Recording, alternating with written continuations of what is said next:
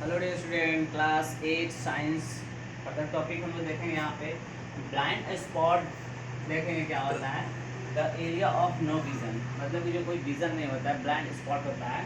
तो कह रहा है there are no rods and cones at the point where optical nerves leave the eyeball to go to the brain. Correct? There is no rod and cones. Rod और cones नहीं होते हैं at the point where optic nerve leave the eyeball to go to the brain.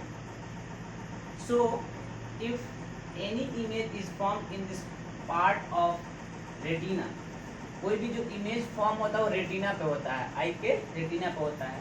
तो कह रहा है कि so if any image is form in this part of retina then so signal is send to the brain. तो signal किसको send करेगा? Then no signal is send to the brain at any image form at the point is not visible. तो क्या होगा? Visible नहीं होगा। Since object cannot be seen here, it is known as the blind spot of the eye. कह रहा है कि अगर कोई इमेज फॉर्म हो रहा है रेटिना पे और कोई सिग्नल नहीं सेंड कर रहा है ब्रेन को, तो इमेज फॉर्म उस पॉइंट पे कोई विजिबल नहीं होगा। Since object can not seen here is known as blind spot of eye. The reason we do not know if the blind spot is very moment is simply because the brain is constantly computing to fill missing information with explanation from the surroundings retinal information। ठीक है। अगर near point क्या होता है? कह रहा है कि the ability to focus the eye on nearby and distance object is called power of accommodation। तो नियर पॉइंट होता है कि वो एबिलिटी फोकस का जहां eye on the near by and distance object is called power of accommodation। फिर कह रहा है कि the power of accommodation is greatest in the case of child and decrease with advanced age।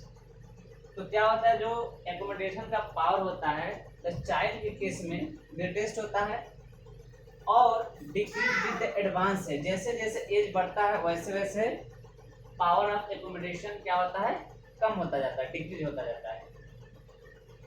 तो वही कह रहा है कि the power of accommodation is greatest होता है कब? इन केस ऑफ चाइल्ड के केस में। And decrease with advancing as, जैसे जैसे एज बढ़ता है उसकी क्या होता है? पावर ऑफ एक्यूमुलेशन डिक्रीज होता है, यानी कम होता है। There is a limit to eyes power of accumulation. Eye power accumulation का क्या है? लिमिट है। It can accumulate to see distance object clearly, but if object is close to eye is not distance visible. अगर कोई object को हमको visible करना है तो बहुत दूर रखेंगे तो विजिबल नहीं हो पाएगा, और आई के बहुत क्लोज रखेंगे भी तो विजिबल नहीं हो पाएगा। एक मिनिमम डिस्टेंस होना चाहिए, एक मिनिमम डिस्टेंस पे हम कोई चीज को विजिबल कर सकते हैं। The minimum object distance at which a clean vision obtained by accommodation is called the near point of the eye। कह रहा है कि वो मिनिमम डिस्टेंस कि the minimum distance object distance at which clear vision, minimum होना चाहिए object distance जिसमें क्या हो? क्लियर विजन हो,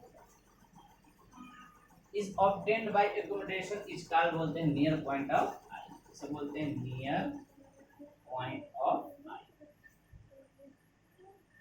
for a normal eye the near point is at distance is about 25 centimetre from the eye. तो कह रहा है कि वो मिनिमम डिस्टेंस जिससे नॉर्मल, वो नियर पॉइंट जिससे डिस्टेंस जो है आई से नॉर्मल हो, मतलब क्लियर देख सकते हैं मिनिमम डिस्टेंस, तो वो होता है हमारा 25 सेंटीमीटर। ये आता है मिनिमम डिस्टेंस टू क्लियर हमने यहाँ देखा ब्लाइंड स्पॉट जिसमें कोई नो विजन होता है, near point ability of focus eye, और near by and distance object is called power of accommodation. Power accommodation अगर ग्रेटेस्ट होगा इन केस ऑफ साइड, और डिक्रीज होगा एडवांसिंग एज में, जैसे जैसे एज बढ़ेगा वैसे वैसे एडवांस होगा। There is limit to eye power accommodation, eye power के एकोमोडेशन का लिमिट है।